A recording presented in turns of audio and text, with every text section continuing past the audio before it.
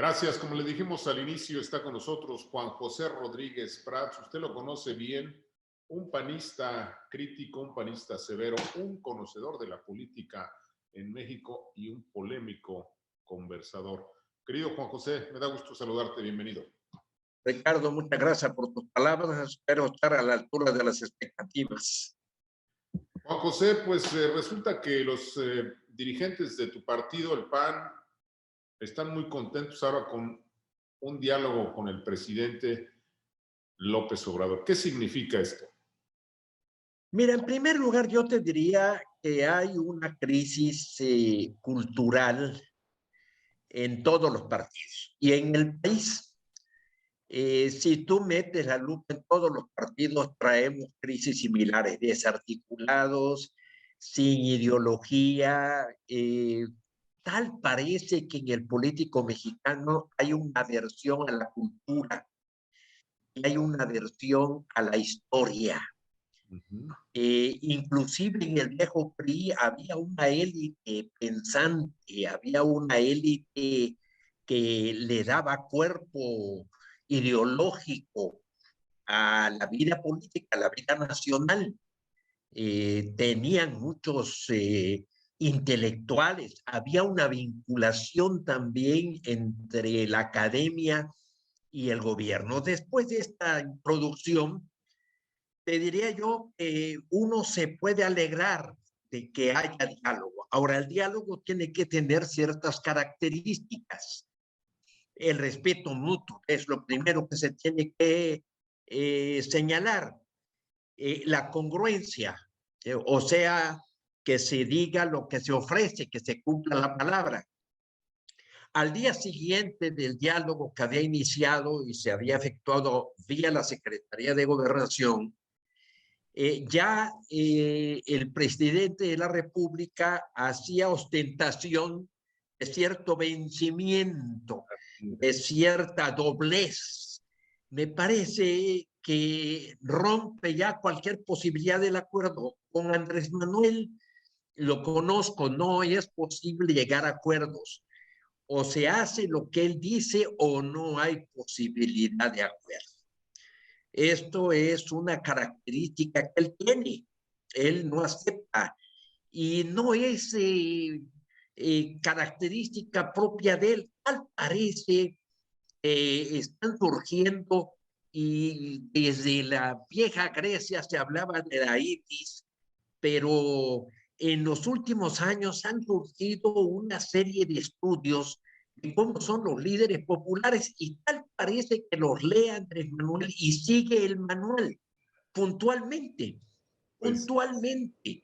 El sentirse profeta, el encarnar al pueblo, en el discurso mesiánico, en la manipulación, en el vacío de ideas y de reflexiones, en la mentira, en la distorsión de los hechos.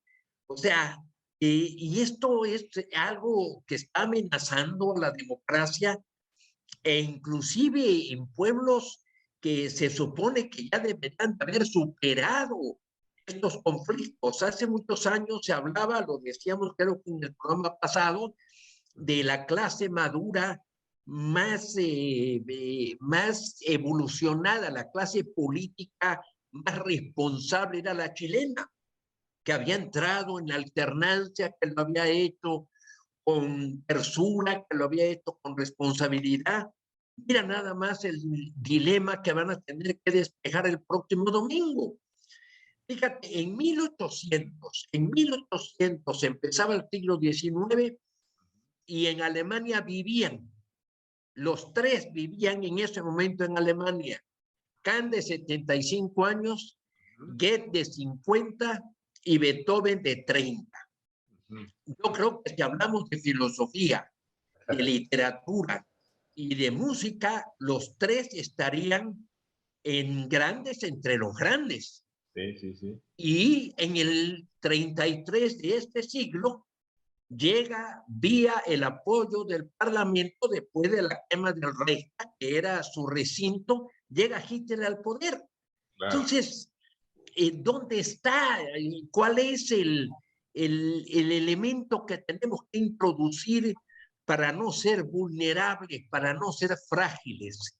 Yo creo que el Estado mexicano es un Estado fallido en sus propósitos y un Estado tremendamente frágil en sus instituciones. Claro. A ver, José, perdón que te interrumpa. No, dime. No es una ingenuidad, por llamarlo de manera amable, este acercamiento del PAN con López Obrador cuando sabemos, tú lo acabas de decir, que López Obrador no acepta ni cumple nada de lo que ofrece, ni respeta a nada ni a nadie. ¿No es una ingenuidad? Por decirlo suave. Mira, sí es una ingenuidad, pero yo creo que también es un intento. Aquí voy a pecar en lugar de ingenuidad, diría yo, una buena y sana intención un tanto ilusa. Y aquí, pues, don Manuel Gómez Morín decía que no haya ilusos para que no haya desilusionados. Claro. Entonces, ahí está claro. Yo creo que de los líderes ahorita, que lo digo con todo respeto, y lo digo inclusive con respeto a mi propio partido, pero el único que está viendo con cierta madurez, sensatez, lo que está aconteciendo en el país es Dante Delgado. Dante Delgado a mí me parece de los líderes el que tiene la mayor experiencia y aquí vemos de nuevo la vinculación de la política con la cultura.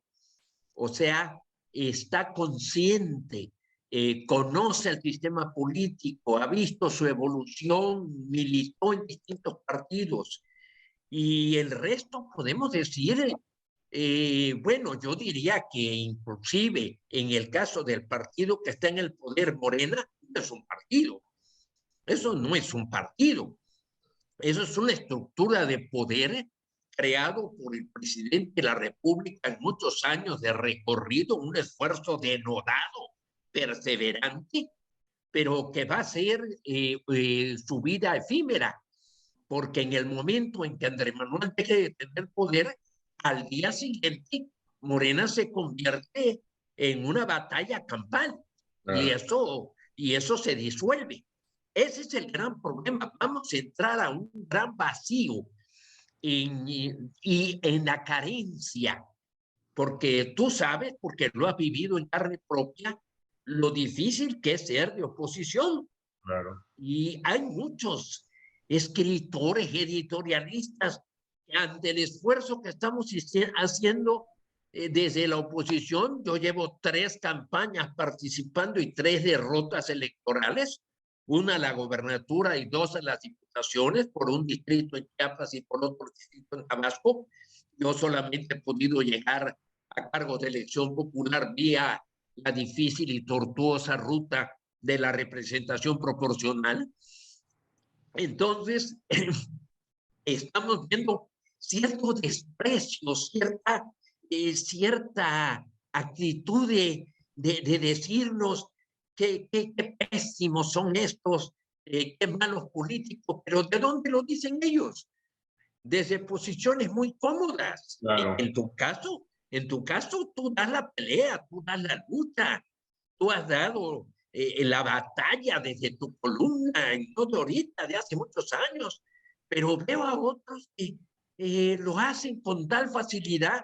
Hay que saber lo que es militar en la oposición y aquí en mi estado, aquí en el trópico, en la tierra del señor presidente, que ayer reunieron aquí a todos los gobernadores para resucitar la CONAGO y en un acuerdo por la seguridad. O sea, hay que saber a lo que se atiene a uno estando en la oposición. A ver, ahorita vamos con el tema de la CONAGO. Por lo pronto, déjame decirte, preguntarte esto, querido Juan José. El Partido Acción Nacional parece que en lugar de modernizarse, se está morenizando. Marco Cortés hace hoy todo lo que Morena pues hace, la antidemocracia, impone candidatos, hizo trampa para reelegirse, etcétera. ¿Qué está pasando con el PAN, con su historia, con su cultura, con aquella grandeza? Yo me atrevo incluso a decir que el PAN es el papá de la democracia en México. Todo eso lo están tirando a la basura. Querido Ricardo, coincido contigo, pero no se está morenizando. El PAN trae un problema de origen muy grave. En el discurso fundacional que pronuncia Manuel Gómez Morín, y Manuel Gómez Morín, que era político, porque don Efraín González Luna era un filósofo, son los dos grandes pensadores del PAN. Pero Manuel Gómez Morín era político. Manuel Gómez Morín formó parte del gobierno de toda su vida. Es una vida político profesional.